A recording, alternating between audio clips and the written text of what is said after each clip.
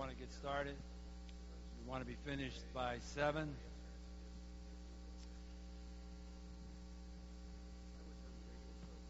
If you don't know, I'm Mayor Chuck Samarone, City of Youngstown. I want to welcome you to our meeting here this evening to get information about the earthquakes that have occurred the last several months.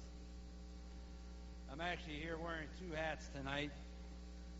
One hat is the mayor of the City of Youngstown, representing not only the City of Youngstown, but I got a number of calls from people out in the suburbs as far as Salem, Ohio, with the same concerns that all the people within the city have. Also, I'm here wearing another hat representing my wife, who owns a house in the City of Youngstown. In the last 2 earthquakes that hit the city, were very strong at my house. And I'm concerned not only as the mayor, but as a property owner. Also, because of the number of buildings that we have in downtown Youngstown, we have on a daily basis anywhere from 8,000 to 10,000 people downtown. There's a concern also with the people who work there and also own property down there. Hopefully, after this evening's meeting, with the information that we get tonight, we'll know more than what we know now. But until everybody feels safe and comfortable, whether you're in your house, you're working downtown, or you're located anywhere within the city or in the suburbs, I'm still going to hold the state to a ban on drilling until all this information is gathered and everybody feels safe. That's the most important thing.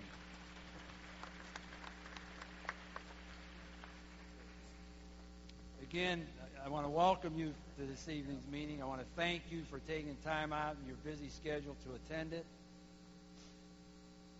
Anytime that I've been at public meetings, I always ask the people that attend to follow a couple rules. One, as we have people speaking, we may not agree with what they say, but we respect the individual. So again, you may not agree with what is being said, but you respect the individual that's speaking. Also, in attending meetings, everyone has an opinion. Again, we may not agree with the opinion, but we respect everyone's opinion. We want an orderly meeting. If you do not follow those very basic rules, well, as something occurs, we're going to ask you to leave. We're here for positive reasons. We want to find out the information that people at the state level have and can help solve some of the questions a number of the residents that live in this area have. Again, I want to thank you for attending. The meeting will be conducted by Youngstown City Council's Public Utility Committee, chaired by Mike Ray. At this time, I'll turn the meeting over to Mike. Mike? Thank you, Mayor. On. Can you hear? I guess we have a new location, a bigger venue than we're used to, so bear with us if we have any technical difficulties. Just ask if people could move up and fill in any empty seats there. Try to fill in if you can, so when we have the presentations underway, we're not interrupting people. So there's plenty of open seats. Come in and sit down, please.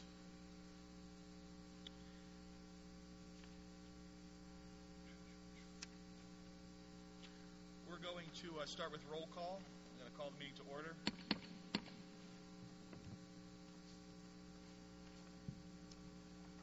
And just want to welcome everyone to Youngstown, visitors from the neighboring communities, elected officials, and our speakers and media. Thanks for coming out tonight.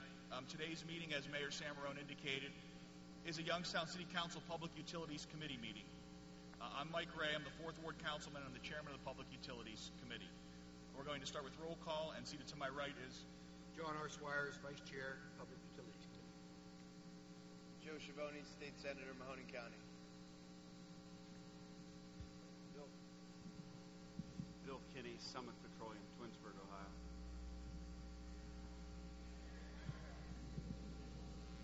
We can give them up. Bill Kinney, Summit Petroleum, Twinsburg, Ohio.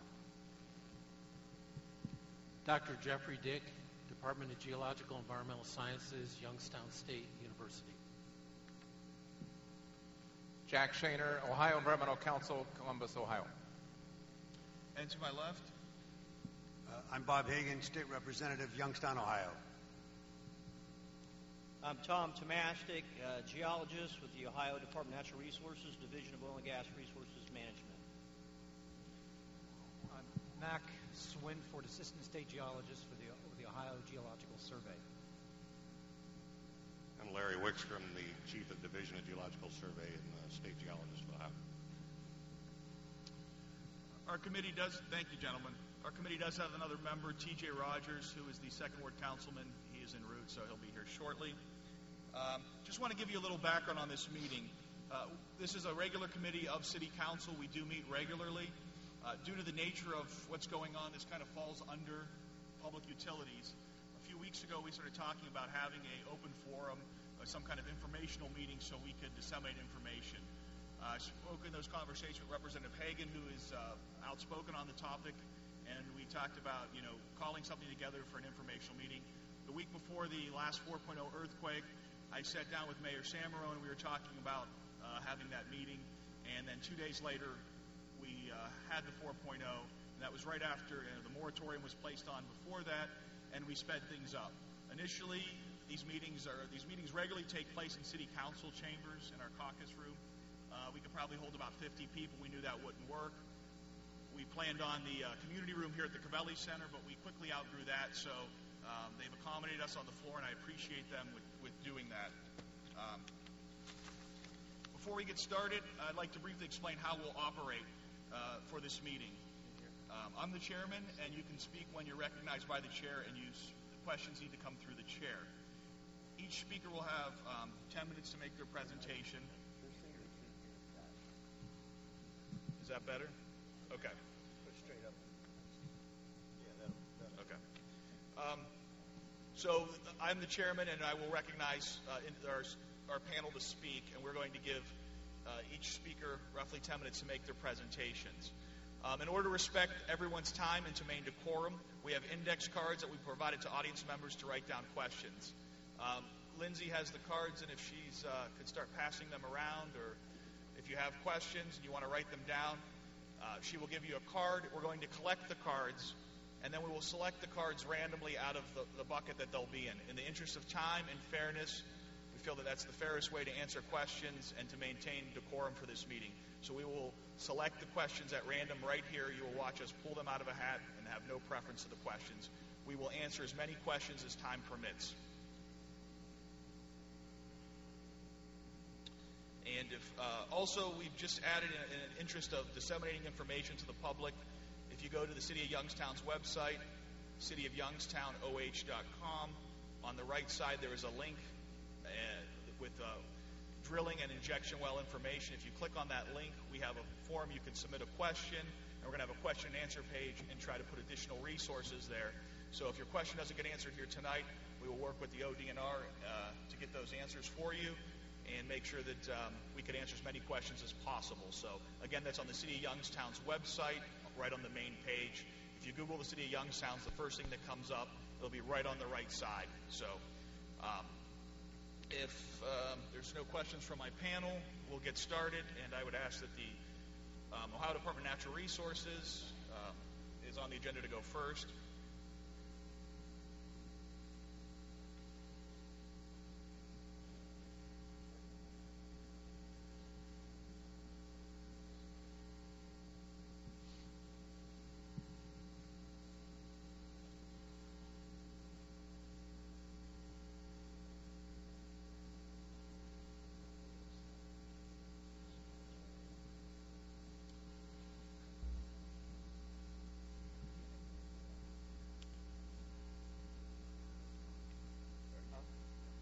Well, they're, I guess, working out any technical difficulties.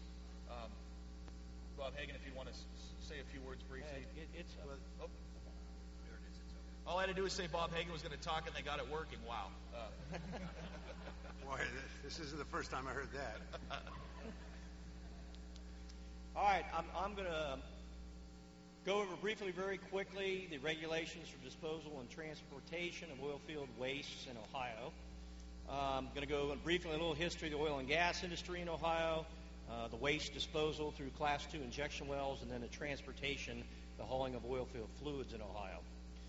The history of the oil and gas industry in Ohio basically began in the 1860s. By the 1880s, Ohio actually at one year was the leading world oil producer. Natural gas initially was considered a byproduct, was flared or vented and considered a waste. But then in the 1880s, they realized they had something they could use. Here's just a map from our Division of Geological Survey of the oil and gas fields in Ohio. Like I said, the 1880s development was in western Ohio, what they call the Lima-Finley field, and then the eastern Ohio area is the main producing formation is what's called the Clinton Sandstone. Kind of a breakdown of some of the wells drilled over the years. 1895, 6,147 wells drilled. Between 1979 and 82, we averaged about 5,100 wells drilled a year. 2008, we were at 1,087 last year. Or 2010 probably was the lowest year, I think, on record at 431 new wells drilled in Ohio.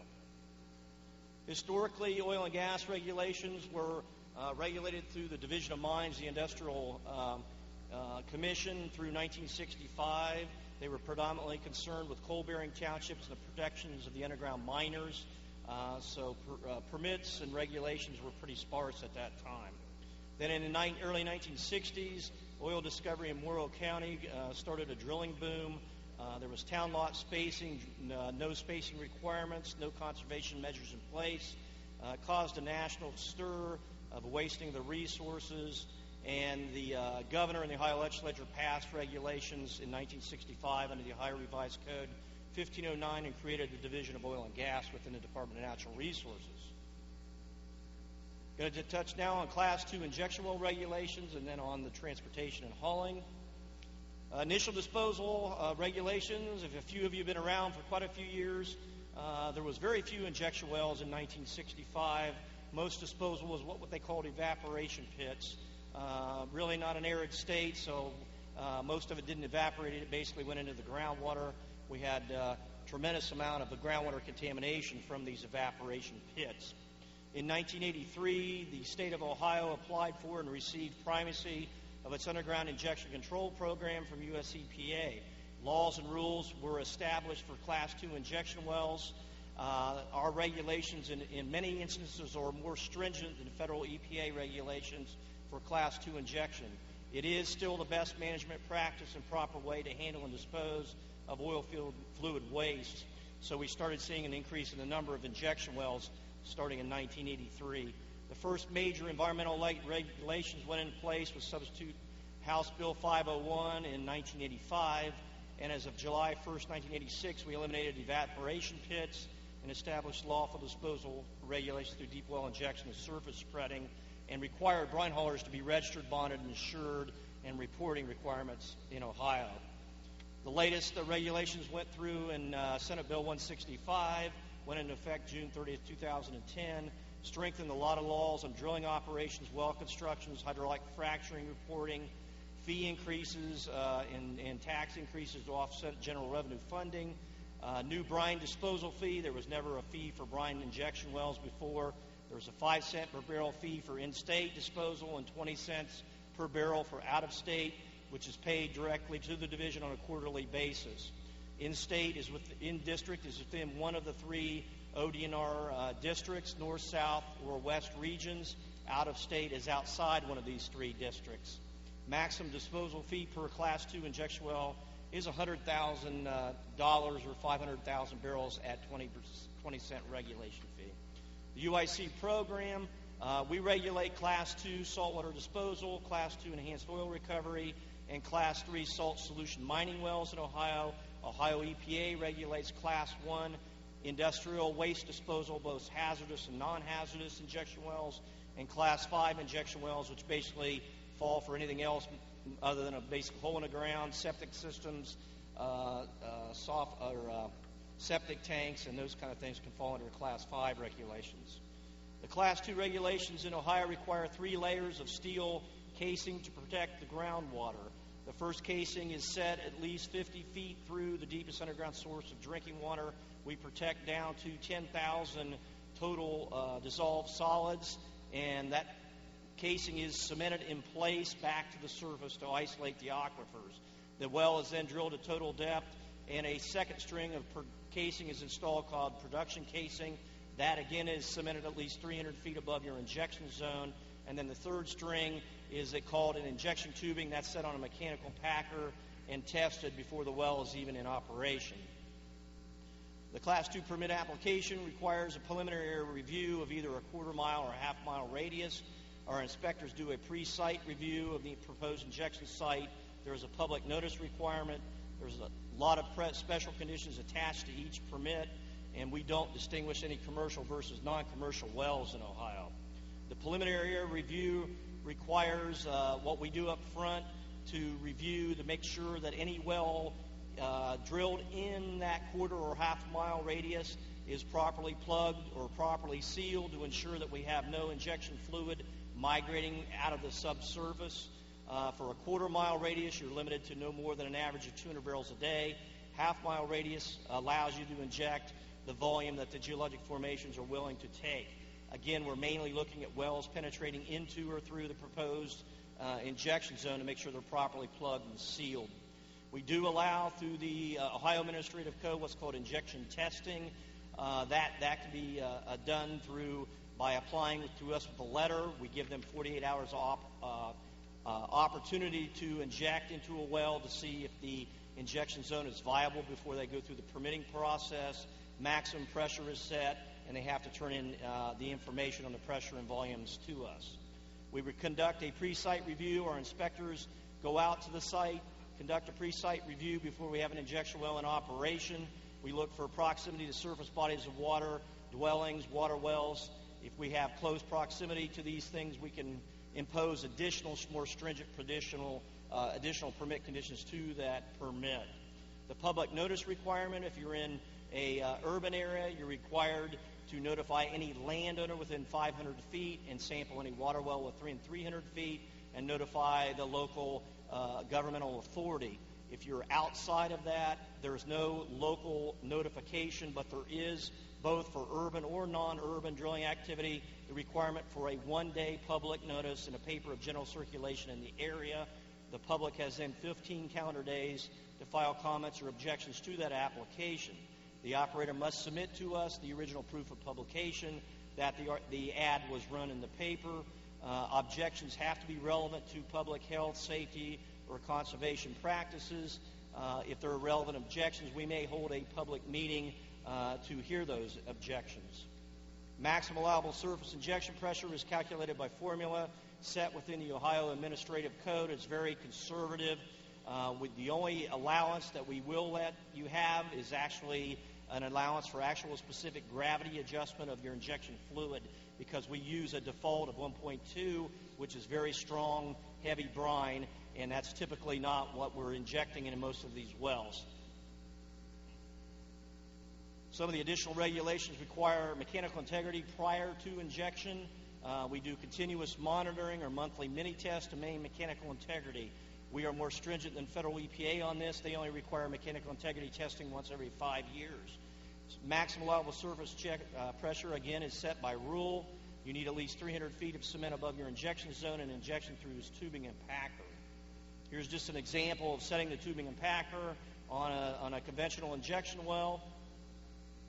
This is what the packer looks like. That's set inside the production casing and has a rubber seal that seals to isolate to make sure that no injection fluid is migrating up out of the injection zone through that system. After setting that packer, we conduct what's called the maximum allowable pressure test. Ours witnessed 100% by our inspectors. It's a 15-minute test with no more than 5% decline, or the well does not go into operation. We have two different types of surface facilities that we construct at these injection wells. The first one is being an earthen dike, which requires underlayment with at least a 30 mil plastic liner. It must be large enough, high enough to contain all of the fluids held within those tanks within that dike. The concrete unloading pad where the trucks is sloped to a drain. If there's any leakage, that goes to an underground vault, which is then pumped back up into the tanks for injection. This is the more modern facility. We're seeing a lot more of these being put in. Poured concrete walls, floors, setting tanks inside that. The concrete must be sealed with a concrete-resistant material to prevent a corrosion. Again, the dike must be large enough to contain all of the fluid held within those tanks. Here's a typical injection wellhead. As you can see, we have the 3 strings of casing in that. The bottom wellhead is that surface casing. The middle one is the production, and then your injection line and tubing that's going down the well.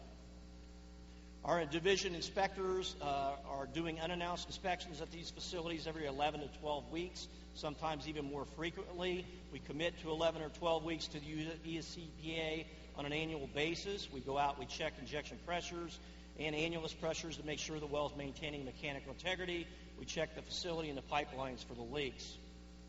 Approximately 98% of everything that we haul in Ohio, oil field fluids, is injected. Remaining 2% is legally spread for dust and ice control. That, again, is part of House Bill 501. That is controlled by the local government authorities, township trustees, county commissioners. City municipalities have the right to pass resolutions to use oil field brine for dust and ice control. In 2010, we ejected about 8.5 million barrels. 1 barrel in the oil field is 42 gallons. In 2011, we're going to be probably over 11 million barrels injected. I currently have 194 injection wells permitted in Ohio. About 177 of those are drilled and actually in operation at this point. Here's just a kind of a breakdown of all the injection wells in the state of Ohio. You can see they're kind of spread out all over the state. We are seeing more wells being put in eastern Ohio to address the fluids coming in from Pennsylvania. Types of oil field fluids that we're allowed to inject, there's 3 types. What we call pit fluid or drilling fluid, which comes from the drilling and cementing operations of the oil and gas well. Could be a mixture of drilling mud, freshwater formation brines. Then you have what's called the flowback or the frack water, which is the mixtures of some of the chemicals, brine, brackish water associated with a frack job or an acid job. And then you have production fluids, which are the natural formation brines that are a byproduct of oil and gas production, which is mainly sodium chloride, calcium, barium, iron, strontium, magnesium, and potassium. Chloride, predominant constituent, as high as 200,000 parts per million chlorides. Fluid disposal in Ohio, the better wells right now inject 1,000 to 2,000 barrels a day. Your best injection zone actually is the Mount Simon Sandstone in western Ohio. We only have a few wells over there at this point. Class 2 permitting activity in 2010 increased dramatically, and actually last year I issued 29 new permits. Ohio has always received oil field waste fluids from other states, West Virginia, New York, Pennsylvania. It's just dramatically increased because of the shale plays. For instance, in the fourth quarter of 2010, 39% of the Ohio fluid injected was from out of district. In the second quarter of 2011, we jumped to 54%, or over 1.5 million barrels. Reason being, the governor of Pennsylvania shut down all of the brine treatment plants for the disposal of flowback from the Marcellus Shale. They had no other disposal method in Pennsylvania. They had 7 injection wells, which is regulated by US EPA. In the third quarter of 2011, again, we jumped to about 3.3 million barrels disposed. About 56% of that is, again, coming from out of district. Transportation of oil field fluids in Ohio, you must be registered, bonded, and insured through our Division of Mineral Resources Management. Requires a $15,000 surety bond or assignment of a certificate of deposit, $600,000 insurance, and a one-time application fee of $500. All fluids must be tracked cradle to grave. The truck drivers must maintain daily logs. The trucks must be registered with the word brine and the UIC registration number and name and phone number of the company on the doors. Again, like I said, approximately 98% of all the oil field fluids injected. 2% is legally spread on the roads for dust and ice control. And that's all I have. Thank you, Tom. Oh, and joining us is T.J. Rogers, member of the committee and Second Ward Councilman.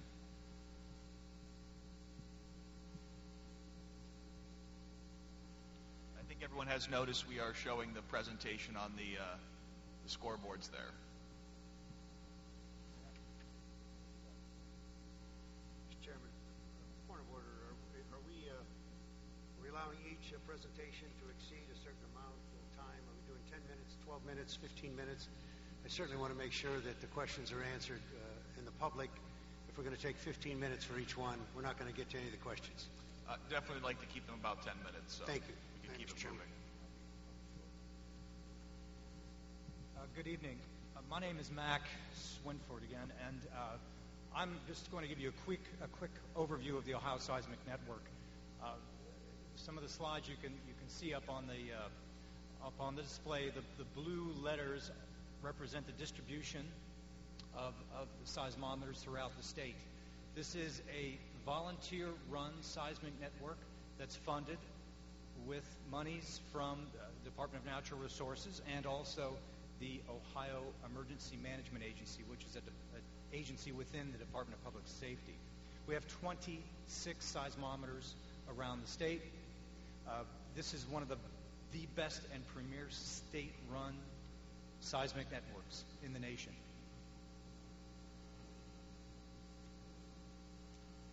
At Allen Creek State Park, we have the Earthquake Information Center, and this is where we deal with the press and have a lot of props and interesting pictures to explain seismicity around the state, where it is, how it happens.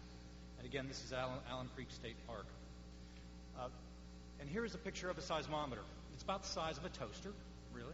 And it's nothing more than a rod that's connected with a spring, and it creates an electrical current. And in the old days, the electrical current turned into a pen and ink on a drum. Well, the drum days are over. Everything is digital now, and it's sent to a computer hard drive. What the digital age allows us to do is distribute that data instantaneously up into the internet. So all of you can actually look at seismograms if you are so interested. So why do we have earthquakes? We have ancient zones of weakness that formed billions of years ago from continental rifting and collision. And so right now we're looking at plate tectonics and the movement of North America in a westward direction causing stress. Those stress points build up every once in a while, and they pop off and create small earthquakes. We have earthquakes pretty much distributed across the state, maybe in a lesser extent in southeastern Ohio. But my experience with the Ohio Seismic Network, in the 14 years we've had this network, there are earthquakes all over the state, and we really can't exclude any part of the state for not having earthquakes. And we have reactivation of ancient faults because of these compressive stresses. That is, that points of breakage already existed in the deep subsurface, and they're being reactivated by current pressure. This is a quick map of the distribution of earthquakes across the state. We have two main areas in northeast Ohio up along Lake in Lake County, and also in Shelby County. Shelby County had the largest earthquake in the state, 5.4 magnitude, which occurred, there's two of them, occurred in 1937. The damage that an earthquake can cause can vary from place to place because of the local geology at the surface. If your structure stands on a bedrock or a hard rock foundation, you're less likely to have any kind of a deformation of your property. But if your property of your house lies on a soft sediment that is quite thick, actually the same vibration that does not disturb your neighbor whose house is on a hard bedrock foundation, if your house down the road is on soft shales and clays, you can experience some damage to your house in an earthquake. So knowing the local geology is very important to predicting where earthquakes can do damage. One website I would like you to remember is ohiogeology.com. And that is the Ohio Geological Survey's website. And on there is a big button that says Ohio size, and that will take you to the website that is on the screen. This is a short, brief summary of seismicity in the state of Ohio. Welcome any questions after Larry's finished. Thank you. Larry, go ahead. Thank you. Larry Wickstrom with the Division of Geological Survey. And first of all, we'd like to explain a little bit about the survey that We are an agency within the Department of Natural Resources. We are non-regulatory. We do research and mapping on the state's geology to benefit industry, the environment, commerce, and the citizens of the state. And we also perform as the state's geologic archive of data. I do like to point out to everyone that in a lay group like this, that oil and gas is not new to the state, that we have had over 250,000 oil and gas wells drilled in the state. We have 64,000 approximately producing today. We've got production established in 66 of Ohio's 88 counties.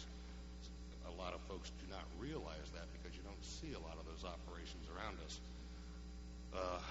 The projection facilities here were just not made to project PowerPoints on scoreboards, but this is meant to show you the Mahoning County area itself, and the black dots are all of the oil and gas wells that have been drilled in this area in the past and are currently producing. So again, it's a very well-drilled area. I like to show this slide to large audiences right now to illustrate what is going on with these shale plays and why this is happening now. The red pieces you see up there are to represent conventional reservoirs. And conventional reservoirs are what we've been producing our oil and gas from for the last 150 years. These are traps, basically, that you've heard about, whether it's limestone or sandstone, whether it's in an anticlinal trap or a fault trap, whatever. It's structures that have trapped the oil and gas in place and allowed us to go and find that and produce it. And we've known for several decades now that most of that oil and gas originates from organic-rich shales. And then over millions of years, those shales get buried in places like the Appalachian Basin. And over that time, because they get buried, they're getting cooked with higher temperatures and pressures. They then cook into oil and gas from that organic compounds within the rocks. And then over the more millions of years, a little bit of that oil and gas has leaked out of those shale formations and migrated into these conventional reservoirs. So again, the conventional reservoirs are what we've been producing for the last 150 years, and that represents about 3-6% of the oil and gas originally in place in these shale formations, just that small amount that is leaked out up into these conventional reservoirs. Now, because of the advent of greater abilities to do accurate horizontal drilling and then the multiple stage frac jobs within the horizontal legs of wells, we're able to tap into the shales themselves, the mother lode, if you will, where the oil and gas originated, and go after that other 90% of oil and gas that's trapped in the earth. So this is why this is such a huge paradigm shift, both for the oil and gas industry and for our society. We don't have to worry so much about peak oil anymore or a shortage of natural gas or oil because of this technology and because of the abundance of the shales around the world. When we drill these wells, this is a schematic to scale in the vertical direction for drilling of these wells. And again, this is very difficult to see in here. But basically, we're drilling these vertical sections of the wells down about 6,200 feet in this region, more like 7,000 feet, to reach to the Utica, Point Pleasant shales, and then they go horizontal. Overlying that, again, is over 7,000 feet of rock, and our groundwater resources are at about 200 feet or less, typically. All of that rock, that 7,000 plus foot of rock, contains water or fluids of some sort, and so it all has great weight, which is exerting great pressure on that horizontal leg of this well. So just qualitatively, we can all see it is physically impossible for us to introduce enough pressure down through this little 7 or 8-inch pipe to induce fractures all the way from 7,000 feet down up into the groundwater. I also like to use this slide to illustrate, especially the yellow zones that you see there, are multiple porosity zones in different oil and gas reservoirs that we've produced over the last 150 years. These same zones can now be used for the injection of oil field waste or brine. And so we are lucky in this state to have a number of these horizons for such use. Again, this is a distribution of the Class 2 brine injection wells in the state, and shown by color the depth of formations that they're drilled to, but not a whole lot of use to us here. Unfortunately, the projection isn't great here. I also want to show through here that we have a number of zones of known faulting, deep faulting within the state. Two of these zones we've pointed out are where we have a lot of the earthquake activity in the state, in west central Ohio and northeastern Ohio. As illustrated here, now we're also looking at the structures as well as the topography of the state. And here's that same structures, topography, earthquakes, as well as the Class 2 wells, and we're distributing these to the media here also, so hopefully they can share these better with you all. But really, we have no other place in the state where we've seen any causation of earthquake activity from our Class 2 well program.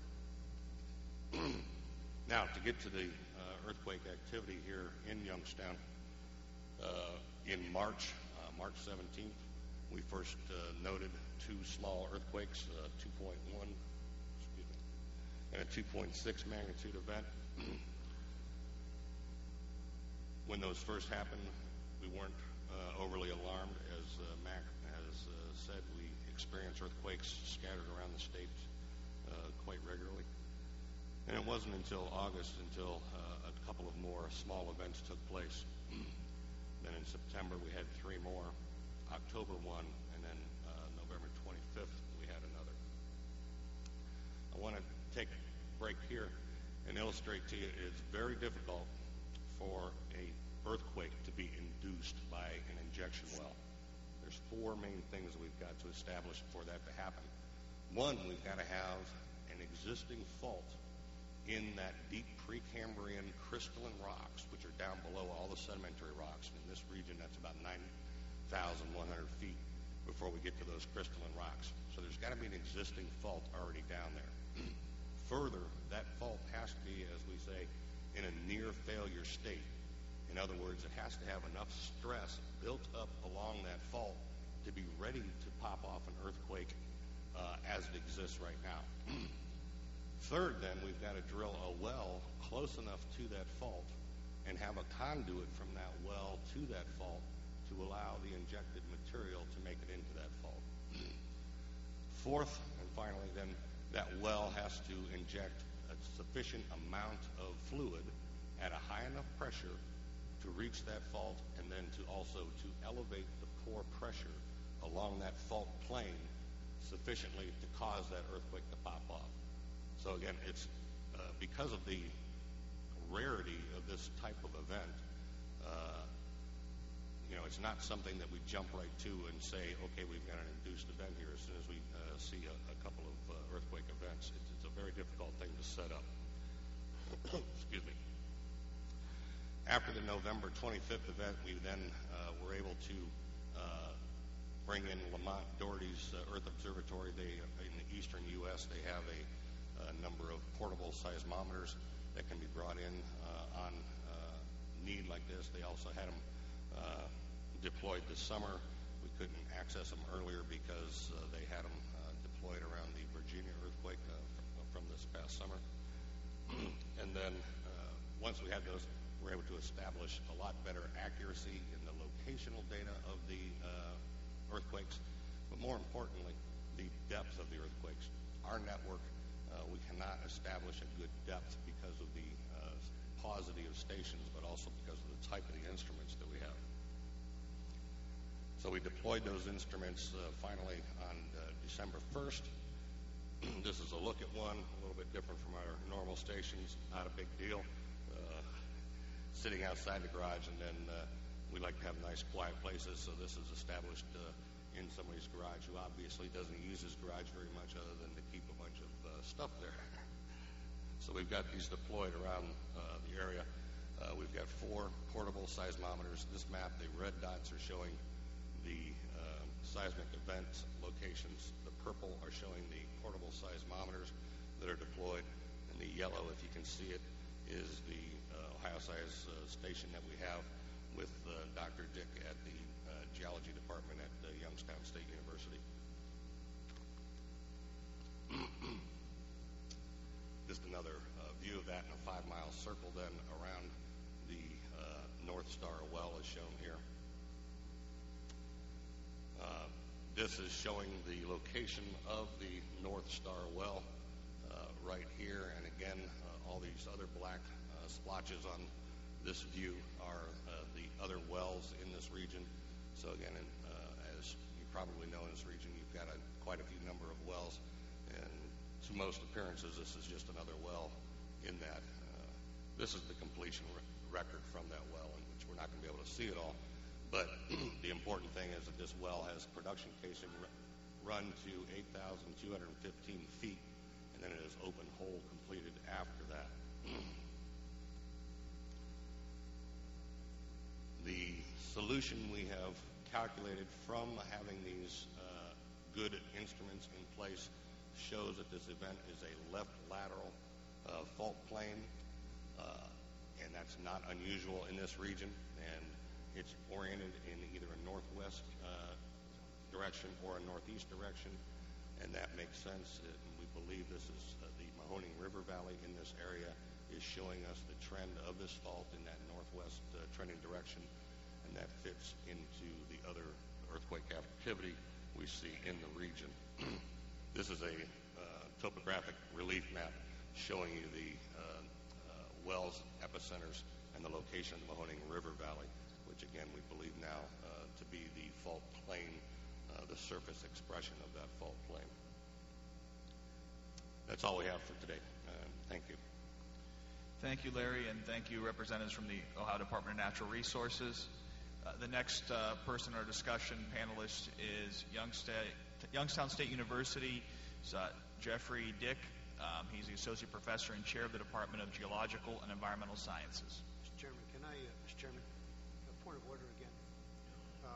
I'd like at least to make a statement relative to the Ohio Department of Natural Resources, individuals that are here. Otherwise, we're going to move on into an area where we're not getting the ability to answer and get the questions asked of them. So if you just give me a couple of minutes, that's all I need. If you can take 2 minutes while they switch presentations. Thank you. First off, I'd like to thank the mayor for having this forum, and you, Mr. Chairman, as well, and all of City Council for passing the moratorium in support of what we've been trying to do to get some answers to many questions. You'll have to excuse me, gentlemen, because I remain very skeptical. Skeptical because I have sent 3 letters to each of your departments and have yet to receive a response. I sent a letter to the governor of the state of Ohio and have not received a response. I have sent repeated letters to the legislature asking for hearings, and I have not received a response. I expect that given the fact that I'm from the legislative branch and you're from the executive branch, and we have what we call a checks and balance, I guess I'll have to give you a little civics lesson. We have to make sure that those questions are asked and that you answer them as well. I have a series of questions, but I'm going to save them in respect for the chair because of the 2 minutes. But it would seem to me that the answers that you're giving are long-winded, yet not getting to the problem of what actually caused the earthquake in Youngstown, Ohio. And if there are a series of earthquakes, 11 since the beginning of the injection wells, one has to ask why it is taking so long to do the study. What have you secured as far as the questions that we might have relative to the safety of the people, not only on the west side, but all over this community, from Ashtabula down to Salem to Akron and back. I need to be able to say to the people that elected me because, quite frankly, you're not elected, you're appointed, to make sure that I'm doing my job and getting those questions answered. Now, I want to explain something, because it's extremely important that the people understand government officials that are charged with making sure that those questions are answered. We can put up as many of the things that the film that you're putting up, the issues that you're putting up there, complying with what you think is what we want. But we want to make sure that what we're doing in this community is done safely. Now we're finding out, this is the first time I heard this, that 56% of the chemicals, the toxic chemicals that are being shipped from out of state are being shipped into our state. Why? That question has to be answered, because we don't even know what those chemicals are. We have no idea what they are. And right here, Mr. Chairman, one last comment, Mr. Chairman. The New York Times did a study here, and that they found out that it's not even being asked in the state of Ohio, that there's radiation poisoning in these wells, and we haven't even heard that from you as of today. Thank you, Mr. Chairman. Thank you, Mr. Hagan. Now, if we could hear from Dr. Jeffrey Dick. Thank you, and it's a pleasure to be here this evening. In representing Youngstown State University, what our mission is to provide factual information and disseminate knowledge. And so what I'd like to do in the next couple of minutes is just to show some of the information. Many of the slides or the images are ones that you've probably seen already from the ODNR gentleman, but I'll present them with probably or likely a little different angle or view on them. So, yeah. Ohio is, earthquakes in Ohio are nothing new. The map that's up on the screen there is one that's available from the state, the ODNR, and it shows the distribution of earthquakes before 2005. These earthquakes are associated with deep structures in the earth. These are old rocks, some dating to more than 1 billion years old. Others have been reactivated by compressive stresses resulting from the Appalachian Mountains, the building of those off to the east. The clarity isn't real good, but you can see that if you look at it, you can see that the distribution of the earthquakes, there's a good focus of them out in western Ohio and then up along Lake Erie, and scattered other earthquakes in between. This map here shows the distribution of the earthquakes that were experienced here in Youngstown beginning on March 17th relative to the North Star number 10 injection well. The injection well is shown in red, and you can see that there's a concentration of earthquakes that are fairly close to the injection well. The injection well started receiving fluids in December of 2010. The first earthquake occurred, there are actually 2 of them, on March 17th. Since that time, a number of additional earthquakes have occurred, gradually getting more and more of our attention. Early on in these earthquakes, the ones that occurred in August and then into September, the one in August didn't really get that much attention, but when you get a couple more in September, that does draw attention, and that's when regulators really started taking a close look at this. As you can see from the distribution there is a correlation between, or coincidence, however you want to look at it, between the location of the North Star well and the 11 earthquake epicenters. There's also a coincidence in timing. The well started receiving fluids in December, earthquakes started in March. Until we could get good seismic evidence, there really wasn't a whole lot you could say about the relationship of these earthquakes to the actual injection that's taking place. We need to maintain order and respect the speakers. Please sit down. Please sit down. We need to maintain order. We need to maintain order. Sir, please take your seat and respect the speaker. On the screen up ahead, I show the construction details for the North Star number 10 well. If you're interested in knowing what caused the earthquakes, I suggest you listen to the information that's available. The well is 9,192 feet deep. The well has a 200-foot rat hole at the bottom. It's kind of a crude term, but it's common in the oil industry.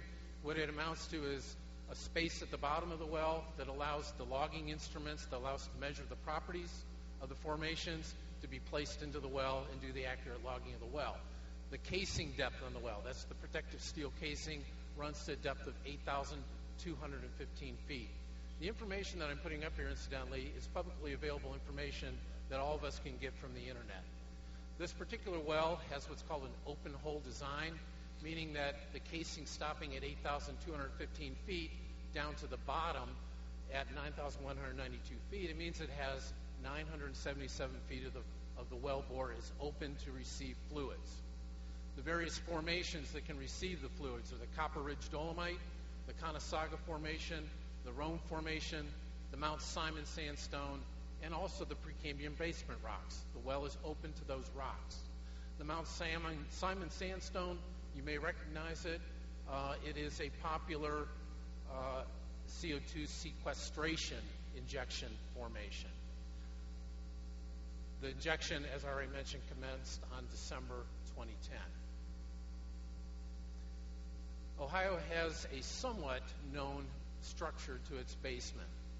A lot of what we know about the basement structure of Ohio comes from seismic surveys that have been conducted, magnetic surveys, gravity surveys, and also earthquakes themselves. So when an earthquake occurs, the vibrations, the seismic waves that are triggered by it are carried up through the earth to various seismic stations. That's part of the purpose of the Ohio Seismic Network. It allows us to fairly accurately locate where those earthquakes are being generated. That type of information, when you put it all together, puts together a fairly good map of Ohio.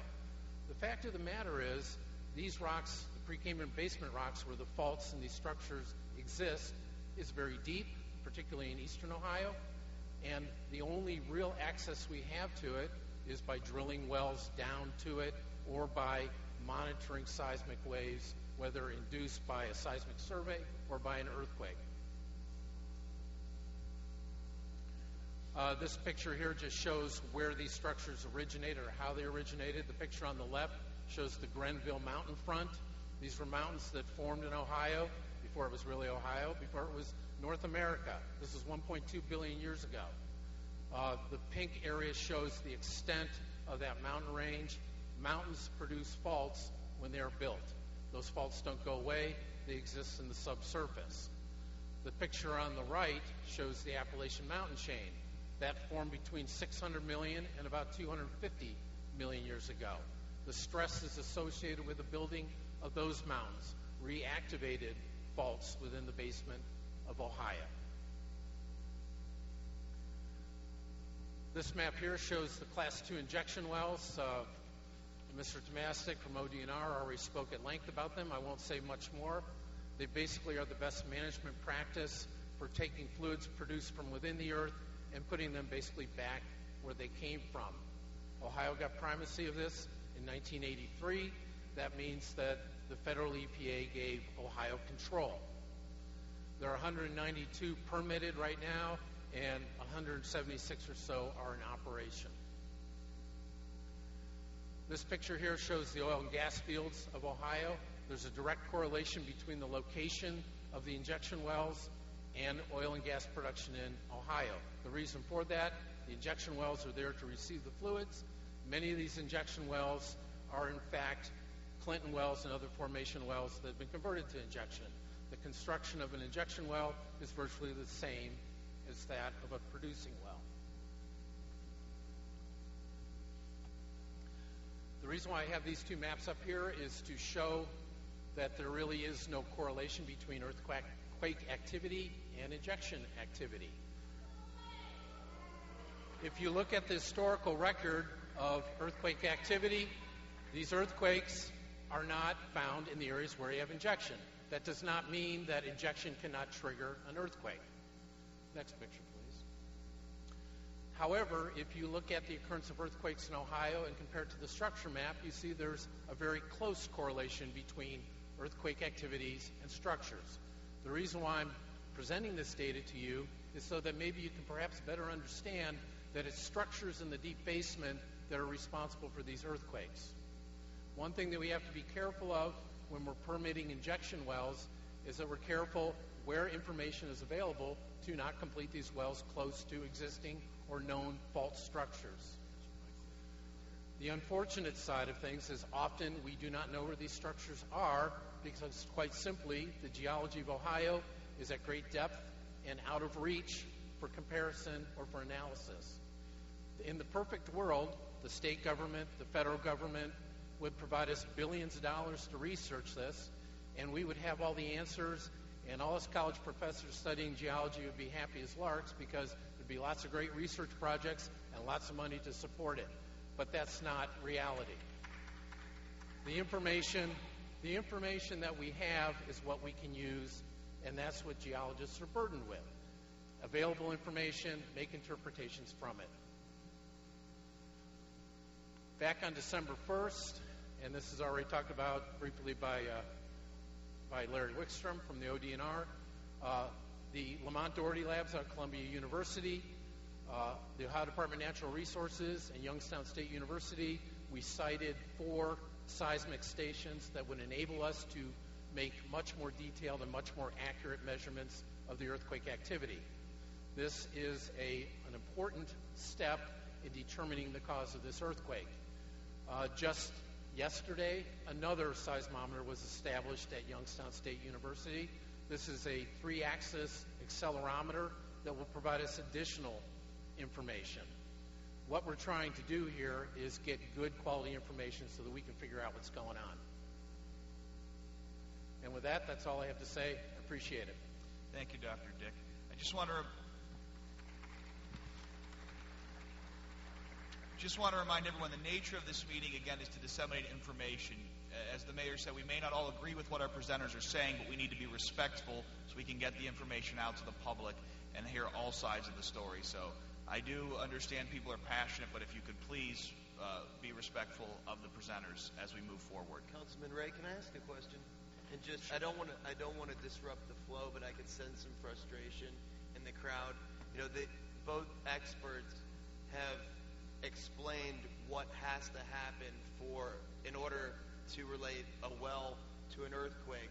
Will they be giving their opinions on whether or not our well caused the earthquake today? We can definitely ask that question when we get through the panel discussion. So, okay. Thank you, Joe. Next on the agenda is a representative from the Ohio Oil and Gas Association, Bill Kinney, and he is president of Summit Petroleum. Bill's going to make some remarks or give an industry perspective. Again, we want to make sure everyone did have a seat at the table. I'm really here really to be an information source. I'll just give you a little background on who I am. I own about 400 wells here in Ohio. I've drilled over 1,000. I've fracked over 1,000 wells. It's F-R-A-C-I-N-G, no K. That's like a personal thing for me, but if you're going to talk about it, you should learn how to spell it. I'm in a unique position because I've drilled and completed a number of saltwater injection wells here in Ohio. I'm involved in a couple projects right now. I've drilled and completed one of the 7 wells that is a saltwater injection well in Pennsylvania. So it kind of gives me a unique perspective. And I have been on a number of the task forces associated with oil and gas injection. In fact, the original UIC task force, I was on that group. And just as Jack was saying, it really is the correct thing to do with the salt water that's generated as a result of oil and gas operations. And it's important to remember, and part of the reason I'm here, is to say that the oil and gas drilling in Ohio is a multi-billion-dollar industry that employs tens of thousands of people. A third of the natural gas that's consumed here in Ohio is produced here. We're an important part of the industry of Ohio. And as such, I just want to be here to be a voice for those people, and at the same time to answer questions that are technically associated with oil and gas drilling and operation. Thank you. Thank you, Bill. And Lindsay's going around collecting questions, so if you do have questions, she will be around to collect those. Please make sure we're passing them forward. Next we have Jack Shaner of the Ohio Environmental Council. He is the Deputy Director and Senior Director of Legislative and Public Affairs. Jack? Thank you, Councilman. Good evening, everybody. Good to be here in Youngstown, Ohio. With the Ohio Environmental Council, we are not a government agency, although our name sounds like it. We are a nonprofit research and environmental advocacy organization. We have several thousand individual citizen members and more than 100 statewide and individual community group members. We're funded by primarily foundations, foundation grants, and individual contributions. And I want to thank committee members for putting this hearing on. Senator Giovanni, your leadership, Representative Hagan. I see we have Minority Leader Capri Cafaro, Representative Ron Gerberry. I saw Representative Representative O'Brien and Representative Letson here earlier. So very much appreciate the members of the General Assembly that have taken time to join us this evening. Now, like Bill, I do not have a PowerPoint. Reminds me, President Eisenhower once said, he said something like, I can think of nothing more miserable for the American people than to come home and to see my face on their TV screen every night. So I hope, maybe it's a relief, maybe not, that I don't have a PowerPoint. I'll try to get to the point here and looking at the clock here. You know, hey, let's all acknowledge, first of all, Bill may be the only one tonight that owns oil and gas wells. Maybe not. I'm guessing most of us do not. But let's acknowledge, yes, we all got here tonight, or most of us got here tonight using oil. Most of us will heat our house tonight using natural gas. The question is not, I submit, should we have oil and gas? Do we derive benefits from oil and gas? Clearly we do. Clearly it's a great convenience. The question is, though, are we adequately regulating, overseeing, researching, knowing about, and controlling an industry that does have risks? You know, I was never a very good speller, Bill, but I can tell you I do take it personally when the people of Youngstown, Ohio have a 4.0 magnitude earthquake.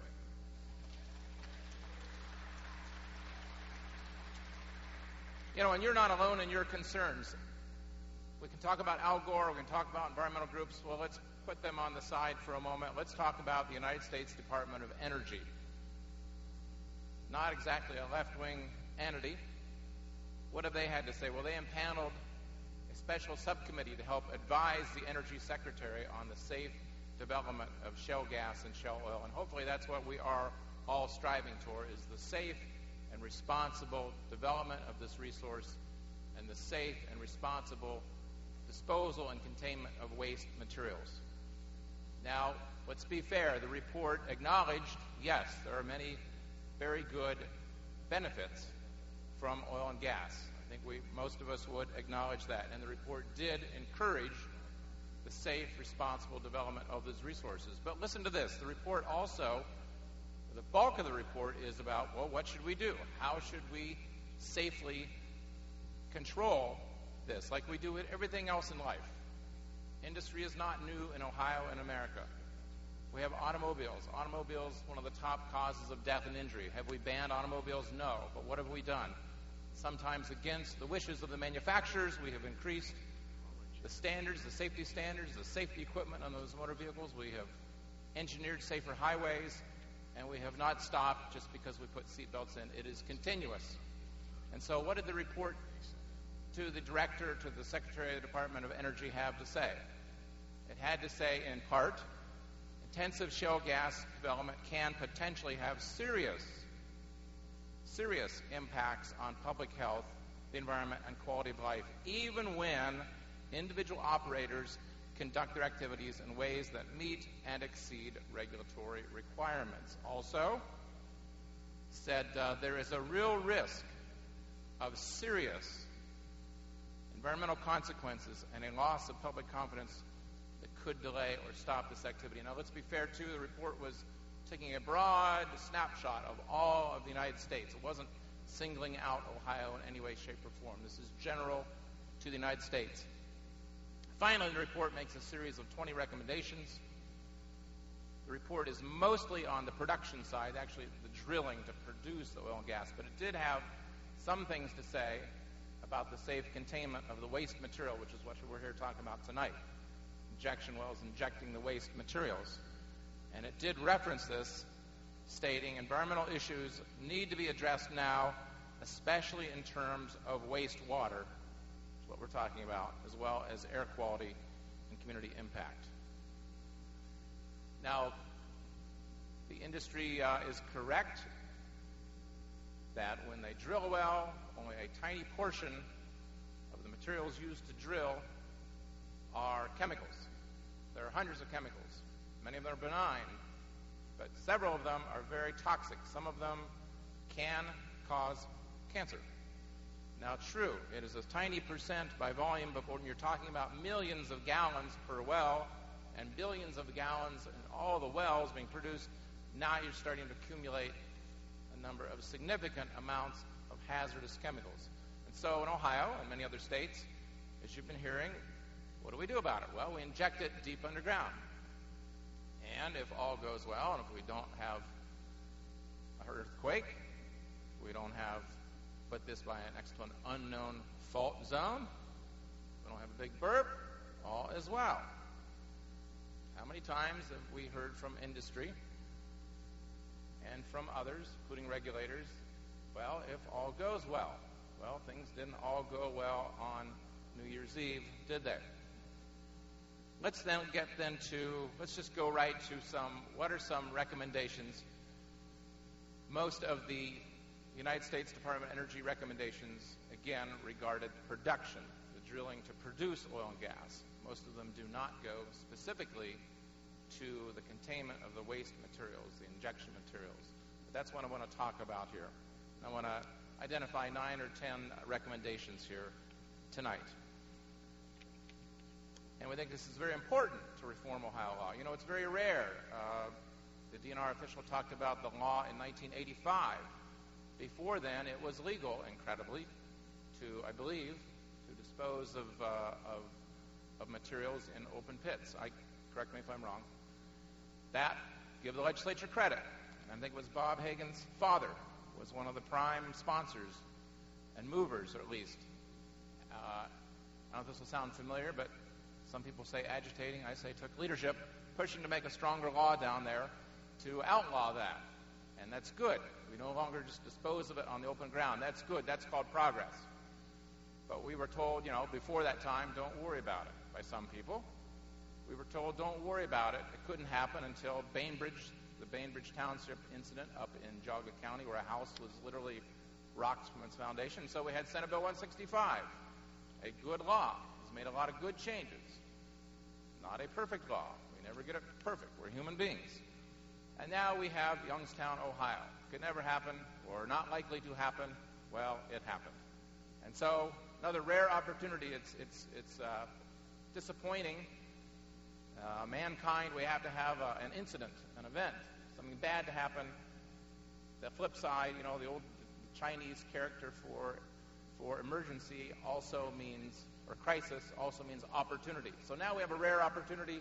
Here are some reforms I humbly recommend the Ohio General Assembly, the Ohio Department of Natural Resources consider. And let me see if I can tick through some of these. First of all, we believe the public has a fundamental right to know anytime industry proposes to release or contain or dispose of materials, dangerous materials, that I believe industry absolutely wants to safely contain those. I don't think industry intentionally wants to harm anybody at all. Well, hopefully we'll have the same goal here. But we believe the public should have a fundamental right to know about that. Well, guess what? As we read Ohio law, and I hope I am wrong, but with respect to injection wells, these Class 2 injection wells, as we read the Ohio Revised Code and the Ohio Administrative Code specifically, we find a requirement for only one notice, one time, in a newspaper. I believe most permits in Ohio for most industrial activity in Ohio requires at least once a week for 4 weeks. That ought to be a no-brainer, something we could easily accomplish. Secondly, Ohio Administrative Code does allow a 15-day window for public comment. Now, I guess maybe I'm the only guy in the room that takes till midnight on March 15 to turn in my IRS tax form. I could use more than 15 days, how about you, to first learn about and then be able to put together intelligent comments about one of these applications. Can't we have a little more time? If it's a coal mine, it's something that's at least 30 days, opportunity for public comment. We ought to have at least 30 days to be able to comment on these types of injection wells. Thirdly, public comment by local jurisdictions. Again, I hope I am misreading the law, but as I read the law, incredibly, the City of Youngstown City Council, the county commissioners in Mahoning County, township trustees, other local jurisdictions, I believe, are not required. This is the law. This isn't DNR's fault. This is the law. Does not require an applicant to inform or the department to inform. Now, the department may go above and beyond, and that's good, and let a local jurisdiction know, but we don't see that requirement in law. Finally, an opportunity for public hearing.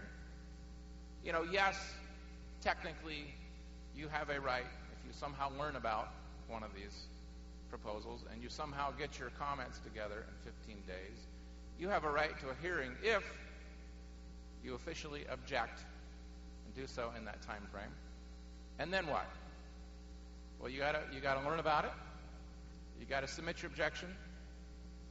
The appropriate state official has to find your objection relevant, and then you and the applicant, the industry asking permission for the permit, get an opportunity for a hearing. Not a hearing like tonight, not a hearing like most state permits, where all the public is welcome to come in. This is America.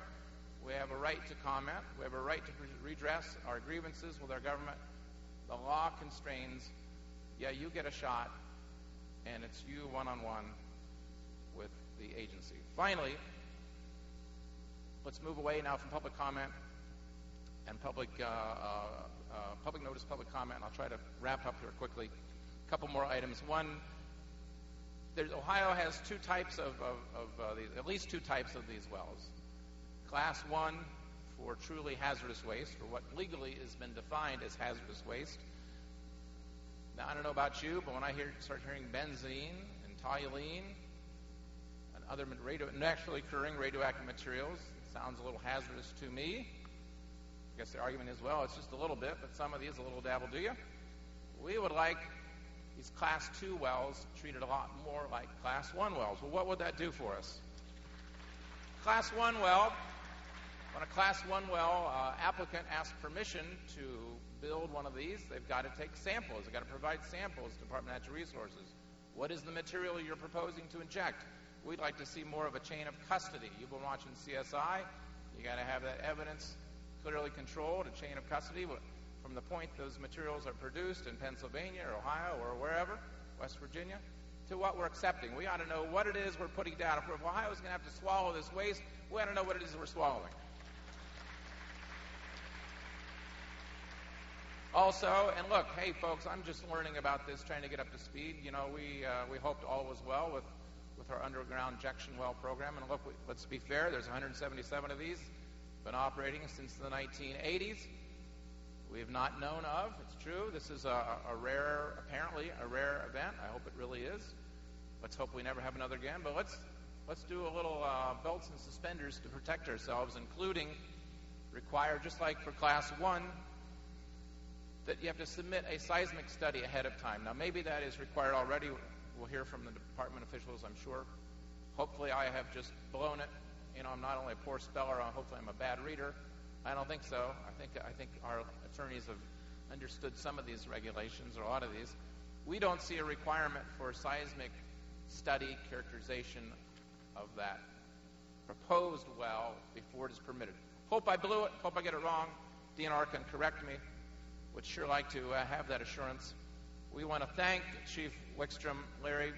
Appreciate very much your publicly calling for Ohio. The state of Ohio should have more of these portable seismic monitors.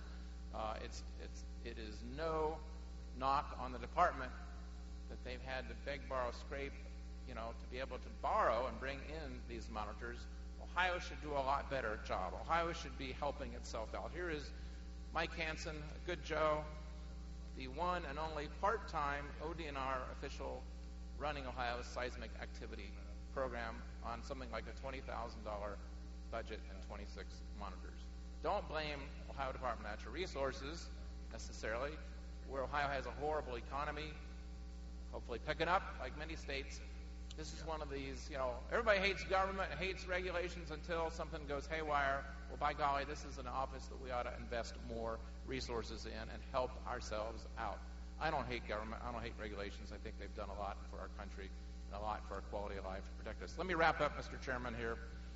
And I'll just say two more, if I may. One is, it's incredible. Somehow, Ohio law, revised code 1509.22, 1509.2, incredibly hobbles, handcuffs the Ohio Department of Natural Resources from ever having a standard, a state standard that might be stronger than minimum federal law with regard to the class well injection program. Why in the world would you want to handcuff yourself? Who in the heck, what lobbyist at the State House got that brilliant idea of, hey, here's what we should do. Let's make sure that nasty ODNR, that vicious over-regulator that they are, let's make sure they never go haywire and overboard and do something stronger than the feds would ever require. That ought to be the first law that we repeal. And finally, let's wrap up with, look at long-term blue sky in the future. Look, we live in a throwaway society. It's incredible, isn't it? How many things do we throw away and we don't look for a better use or a reuse or a reharvesting or a recycling, reducing, reusing, recycling? There may be within these waste materials that could have commercial value. Yes, I'm an investor. I got a tiny portfolio, a little bit of stock. I'm not a businessman. I'm not a businesswoman. The folks that are, and our researchers, hopefully can give some thought to this. So our first impulse isn't, well, where can I trash this? Where can I throw this away? The ancient Native Americans built mounds on top of the earth to celebrate and for their religious ceremonies. What do? We build mounds on top of the earth and we throw trash in them, or we inject chemicals underground. Can we find a way to extract some usable materials? There's salt materials. Now, I'm not talking about table salt, ladies and gentlemen. Make it clear, Ohio Environmental Council is not saying let's harvest the salt and use it as saline material, use it as table salt, but there are industrial applications of saline and of brine. There potentially could be industrial applications of some of these chemicals in these fluids. Yes, it's all a matter of priorities and economics and what's viable, but long term, let's try to think more in terms of that and the ultimate long term. And thank you, Representative Hagan, Senator Shivani, Leader Cafaro, Representative Gerberry, O'Brien, Letson, if you're still here, any other members of the General Assembly I've missed. Thank you for passing Senate Bill 221 a few years ago. Thank you for mandating for the first time ever that we are requiring utility companies to invest in clean, renewable energy, wind and solar, and an energy efficiency, the cheapest energy resource. That is where we need to go. That's where we're starting to go. Let's not put the foot off the accelerator. Let's floor it on that. Thank you very much.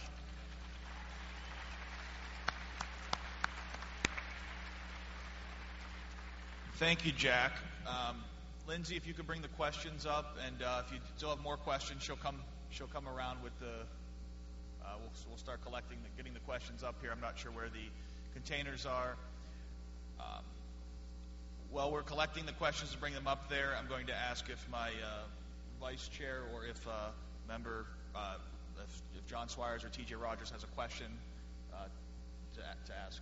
Yes, through the chair, and I don't know who would answer this, but would these earthquakes have occurred if this site was located 10 miles away from the current location it sits? Over here. Yep. Go ahead, Larry. Let me give a little bit of a summary here that I probably should have given at the end of my talk, but this format's throwing me off a little bit. Is this on? Hello? There we go. I do want to say that the evidence thus far is compelling that this series of events was induced by this one injection well into a previous existing fault.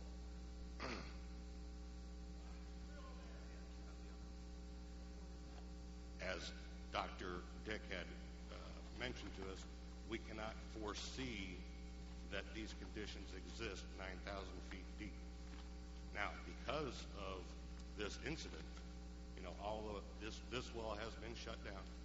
The wells in this area are on hold and under scrutiny. We are at DNR conducting a thorough investigation of this, and we will be putting out a report that will share everything we have with this. We are also then evaluating all the regulations, procedures, and evidence in this, and looking towards making this program a stronger program because of this event, and strengthening the permitting and operational requirements on these wells. We are also, at my division, purchasing our own set of portable seismometers so that if additional events like this should ever occur, we will be able to rapidly deploy these. Our director and the governor have also all stated that moving forward, there will be a zero seismic tolerance around these injection wells, so that in the future, should another event like this happen, we will deploy immediately and take much quicker action on this. Thank you. John, did you have any rebuttal? Sir, in a redirect, I know you said that every indication points that these earthquakes happen because of okay, all right, okay. I know you indicated that all the evidence says that this earthquakes were caused by that well. But my question was, if it was 10 miles away, do you think that would have happened? I'm sorry, I didn't directly address that. No, I believe it would not have happened if it was 10 miles away in the correct directions. We don't want to get right along this same fault trend again with these types of wells, and that's one of the things, lesson learned, and we now have a new structure to be cognizant of it within the state. Thank you. We're going to go to a member of the committee, Rogers, and then we will start pulling some out of the bucket to answer the group's questions, and we'll try to do this efficiently and as fast as possible to answer as many questions. So, TJ. Through the chair, is it possible to detect after a well is drilled but before any activity occurs if it is on a fault? Is it possible to detect after a well is drilled but before any activity occurs in that well whether it falls on a fault line? In most instances, it is not possible. We can run a whole series of tests in the hopes of finding some indication, but in most instances, it's not going to be possible to tell that. Okay, how do we actually determine that a fault is there then? So after the fact, everybody knows now that there is a fault line where that well was drilled. How do we determine that? There's no 100% foolproof way of doing that. We can run seismic reflection profiles across areas, but that's not even 100% foolproof that we're going to see a fault on that. With that technology, we have to have at least 30 feet of offset to see that with the resolution of this technology at the surface. These types of faults, as I mentioned, are strike-slip, so they don't necessarily have a lot of vertical motion on them. So even that is not foolproof, but it is a tool that could be used in this instance. Unfortunately, for some things, we've got lineaments at the surface, but not all lineaments indicate there is a deep-seated structure. So that's another tool that we will use moving forward. The other items that, unfortunately, when we see an earthquake and we have good information on that, we can work out a fault plane solution on that. Then we know, but it's just not a 100% thing that we can foresee. Thank you. I think one question that definitely has come up a lot to me, and I'm going to field this one and then start pulling. I'm sorry, but I just want to make sure we do cover it is, and I don't know if we can speak of this or conclusively answer it, there's a lot of old coal mines in this area. A lot of our neighborhoods are built on top of the old coal mines, and that I've seen people's heads shaking in the audience. I think that's a general concern of what do we know, how do we know, or is there a possibility of collapse or anything like that? Could someone from the ODNR, the geology side, is there a clean answer to that, or is it an unknown?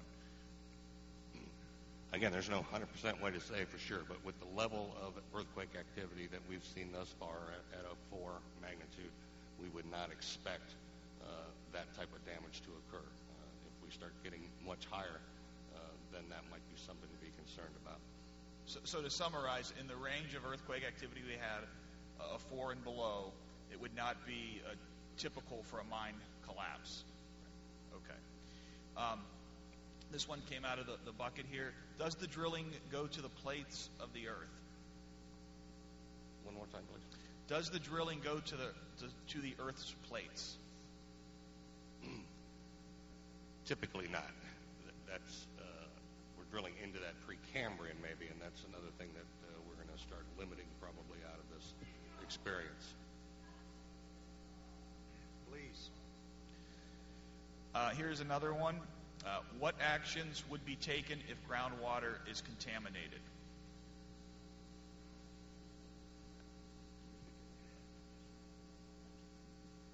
Hello, my name's Rick Simmers. I'm the newly appointed chief of the Ohio Department of Natural Resources, Division of Oil and Gas.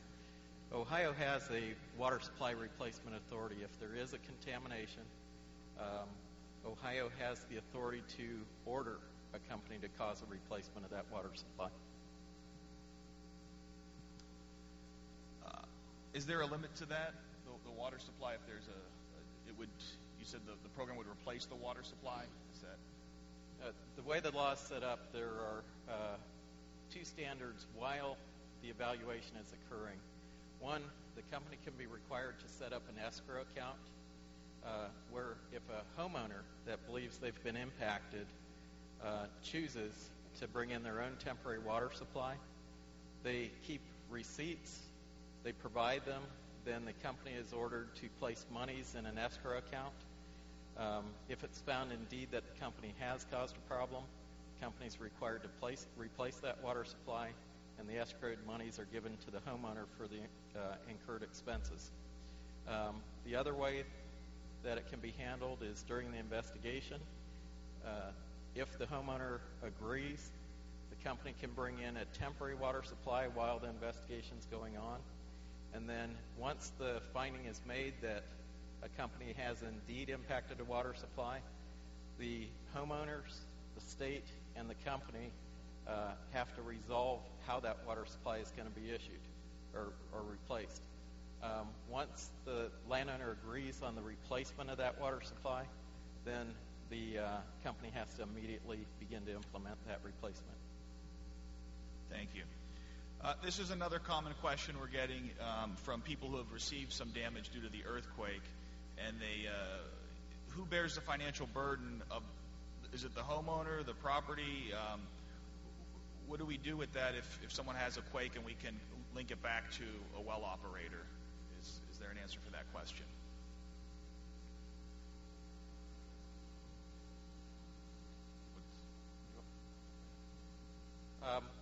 If it's concluded that there was an induced seismic event, an injection well caused that, then there would be liability on part of the company that owned the well that would have caused the seismic activity. So that company would be liable or potentially liable for those damages. Thank you. Why are we allowing documented hazardous waste from fracking fluid to be disposed of in Class 2 injection wells rather than Class 1 hazardous waste wells?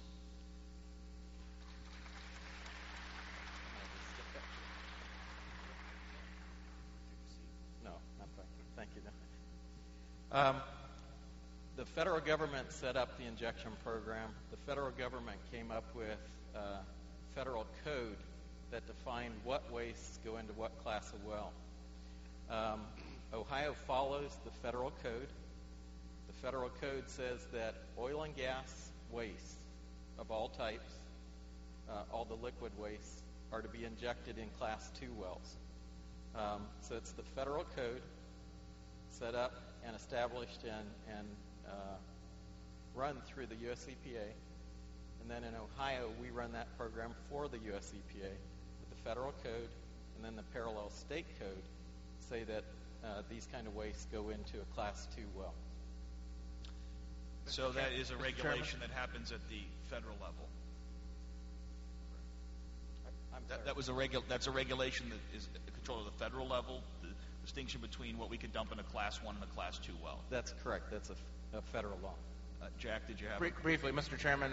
I'd suggest here is a prime example now of how this crazy existing law, which says thou shalt be no stronger than federal law. So if the state of Ohio chose and wanted to voluntarily be stronger, can't do her. That is, couldn't even pick off a part or two and move closer to that Class 1. Even if the department wanted to, Ohio law is holding us down. We should repeal that law, I suggest. Thank you, Mr. Chairman. You're welcome. If I could respond. A brief response. Okay. Jack and I have known for each other for quite a long time, and I respect Jack and his opinion.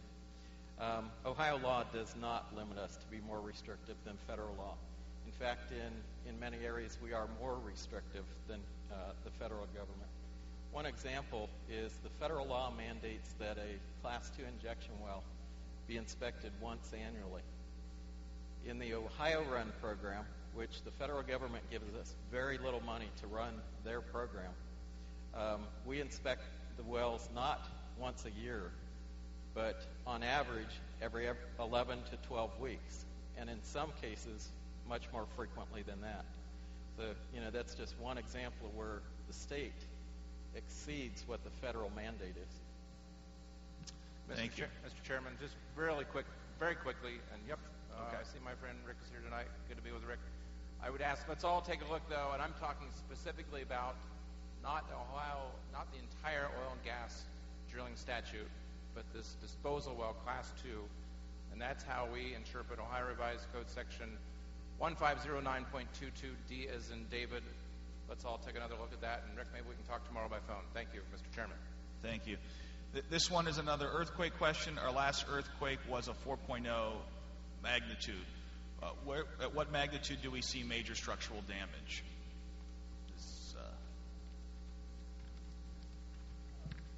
Mr. Chairman, it gets up to about a 5 and higher before we can see real structural damage. That's when we'll expect to see chimneys collapse and those kinds of things. Now remember, for every one increase in magnitude from 4 to a 5, it's not 10 times the energy, it's 32 times the energy. And if it goes from 4 to a 6, it's 1,024 times the energy. So this is a logarithmic scale. But the quick answer to your question is about a 5 magnitude. So. Okay.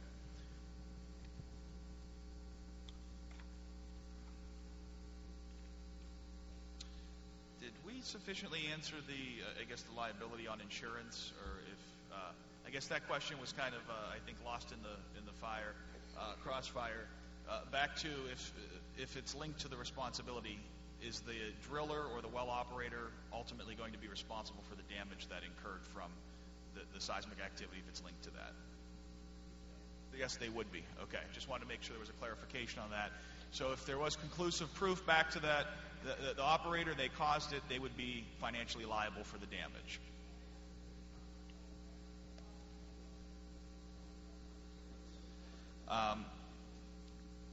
We're going to take another question out of here. Another one on, this is more of a statement.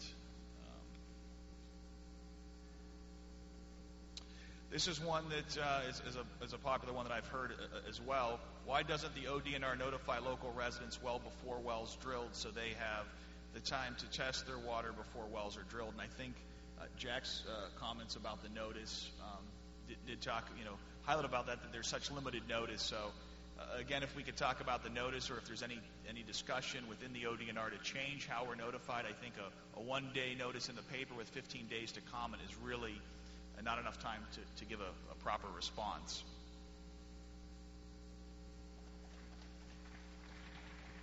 Hello, my name is Tom Tugend. I oversee the permitting program within ODNR, working for Rick Simmers. That's one of the avenues we're looking at right now as a possible law rule change. Right now our public notice requirements are set by law. We do, on our website, post all permits as they come in. We also post all permits as they're issued, or all applications as they come in are retrievable on our website by county, by township, by company name, by location. And then once we issue permits, they're also posted on our website. But we are in the process of a number of evaluations of our program, and we'll take that into consideration. Thank you. Did you have a comment? I wanted to follow up on that question because the liability issue, I think, is pretty important. If a company does go bankrupt, which they have, is the state of Ohio, the taxpayers, responsible for picking up the cost? I don't know the answer to that. Well, and let me ask the department one more question because I think it's important. In a study that we found from the New York Times that just was confidential, it said that radioactivity in drilling waste is not being tested for our wells in Ohio. Can you answer that question if, in fact, radioactivity is being tested in our injection wells, injection waste? And can we tell our constituents here that the state of Ohio has been testing for radioactivity? The radioactive type materials that could be associated with an oil and gas or an injection operation are sometimes referred to as NORM, naturally occurring radioactive materials, or TNORM, technically enhanced naturally occurring radioactive materials. These type of radioactive isotopes are very common in the environment. Radioactive isotopes are literally in everything, including us. The Ohio Department of Health is the agency within state government that regulates NORM, TNORM, and radioactive issues as a whole. The Ohio Department of Health has gone out and done tests on locations. They've looked at cuttings, they've looked at fluids, they've looked at the media that are used as it comes back out of the well, the drilling fluid itself. It has found in their studies that there are very, very low levels of these NORM type materials. They have certain action levels, which are established by the federal government and then reflected in state law. And the Ohio Department of Health can better answer this than I, but they have found that the action levels, or the levels that would cause an action to occur on the part of the country, are not being exceeded. Thank you.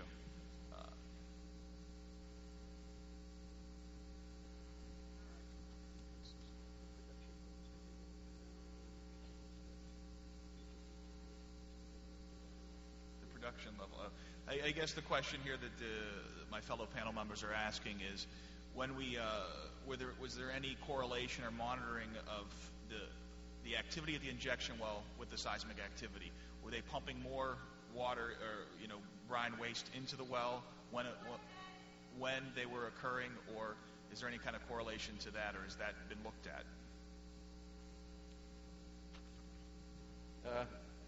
The company is permitted through our program to inject at a certain pressure. We do a calculation that comes up with a maximum allowable injection pressure for the well.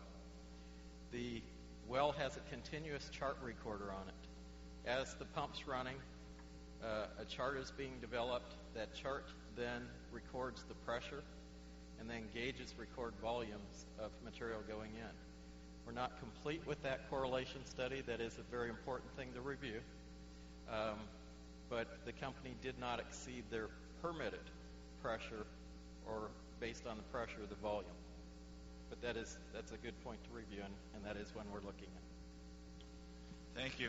I think there's a summary of a few of these, and the questions really are, how do we change the laws with permitting? One asks about them being permitted in parks, and how can we change the state parks being funded? How can we change those laws? And also, how can local communities have a say in the regulation of the injection wells? So I don't know if that's a question to answer for our lawmakers here, or who wants to take a stab at Well, I won't be shy here, Mr. Chairman. Look, this is a golden opportunity here. Let's not whiff on this one. This was a terrible thing. We never want it to happen again. We need stronger laws. We need a better Rand McNally roadmap of the underground geology. We need more resources to know what the heck is going on. Let's take a look. If you've got a bird cage, get a copy here of my statement, but take a look here in Valencia. You've got some more. Valencia with the city clerk here tonight. Take a look at some of these ideas. Representative Hagan, Senator Schiavone are pushing for stronger legislation. Give them some support. Raise your voice, please. And I think, and to follow up on that, I've talked to Jack, I've talked to ODNR, and, we're going to... ODNR has already mentioned that they're looking at certain things. And Jack, with your recommendations, hopefully we can have a sit-down and we can work together through some of these things. Because obviously, in 1985, it was found that those disposal pits were the wrong method. And now we're looking at injection wells.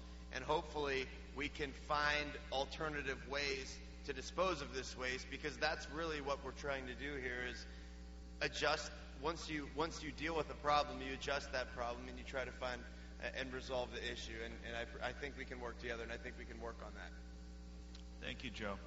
Another question we have here is, I guess when it comes to fines, and this is from Councilman Swires, how do we address fines and penalties? What are the fines and penalties for a situation if a well operator we do find out that this well was operated inappropriately?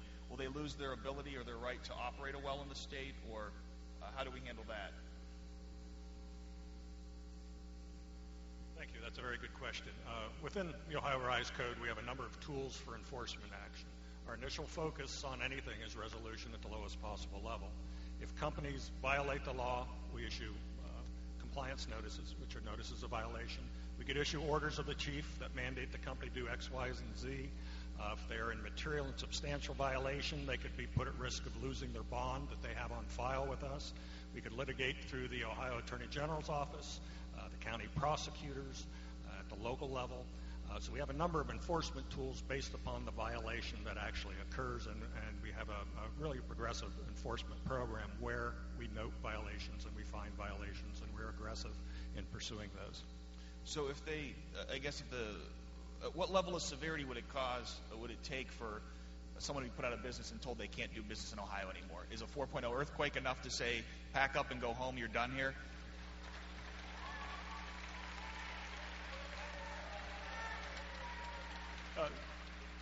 The normal threshold is their bond. In the event we put their bond on hold, we take their bond, they cannot operate in the state of Ohio.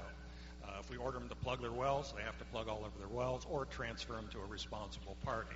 So we do have tools where we could shut a company down. Thank you. Trying to keep things moving along, remember, if we promise to be orderly and get out of here as fast as possible to get the facility shut down, we could take a few extra questions, but I hope that we could all remember those fire drills from grade school in single file and process out here in an orderly fashion. That will help us out. So I'll try to push on as many questions as I can in our limited time. I was not calling anyone children. I was just saying that, moving on. Yes, we do have, we will be available as long as we can, so...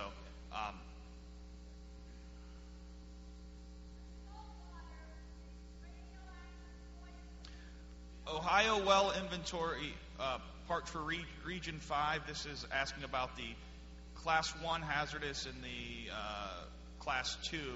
Are there any difference in the geographical locations where we're seeing those wells versus the Class 2 that we're talking about, the injection wells? Is that different than where the locations are for the Class 1 wells? There's right now there's only 10 Class 1 wells in operation in Ohio. There are 4 up in Sandusky County in Vickery. There are 4 over in Lima at the Ineos chemical plant, and 2 at AK Steel in Middletown. So there's no Class 1 injection wells in operation anywhere near any Class 2 wells in Ohio. This one is, where do you get the water, and do you pay for it, the water used in fracking? So I guess that might be someone that buys a lot of water or gets that, or if Bill could answer that possibly. The question is, where does the water come from? Where do you get your water, and do you pay for it? I usually, because I'm not drilling large, high-volume horizontal wells, I'm a typical Clinton well driller, so the water I'm using is often coming from the property where I'm drilling the well, oftentimes from the landowner, that has a pond on the property. There's one thing that I'd like to say in terms of the industry's view on this. There are a few things about this well that are exceptional, and one of them is where it appears the water is going. I mean, that's clearly what we're talking about here tonight. And where it appeared the water was going is into the granite. Maybe some of you have granite countertops. The one thing we know about it is there's no porosity, there's no pore spaces, there's no voids in that granite. So if any water goes into that granite, it's going to go into a fault or a fissure. There are, as we have said, 176 other saltwater injection wells in Ohio, and to the best of my knowledge, I don't think any of them inject into the granite. So as you're doing this very simple A-B correlation between the faults and the disposal well, I want to make another, what I think is a pretty simple correlation. Saltwater injection wells probably should not be injecting into the granite. That being said, I personally have 40 years of experience of running saltwater injection wells into sedimentary zones that are full of porosity, oftentimes already filled with salt water, which is why we know that it's a good source for salt water. Historically, the reason oil and gas wells were drilled in Ohio was because they were drilling for salt water. I mean, it was used as a resource at one time, mainly before we had refrigeration. Why do we have refrigeration? Because we have a high-energy society. We have all become used to the benefits of energy production, and I'm not going to opine on that, but clearly that's what this is all about. Along with that energy production, we end up with salt water. What do we do with the salt water? We put it back where it goes. Now, in my role as a person involved in this process, as a volunteer on this group, we, as an industry, I'm speaking on behalf of the industry, not really just myself, are as interested in resolving these issues as you are. Now, let's just think about that for a second. We have an enormous amount of money in the oil and gas wells that we've drilled. We have money in the saltwater injection wells that we have drilled and produced. So, of course, we have a vested industry interest in the outcome of this and the resolution, because these meetings are no good for our industry. They're no good for you either, obviously. So to that end, I will say that this group has worked very hard to identify the issue and then come up with a long-term mitigation. And I believe a big part of that is going to be identifying where the proper zones are for saltwater disposal. Well, then why are we taking out-of-state waste and bringing it into the state of Ohio?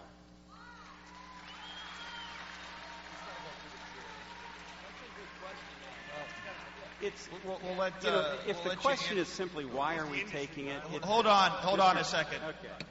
Mr. Chairman, may I answer the question? I think Bob started to ask a question, then I'll let you, Bill. Okay. Thank you, sir. We're talking about interstate commerce. And there are all types of interstate commerce.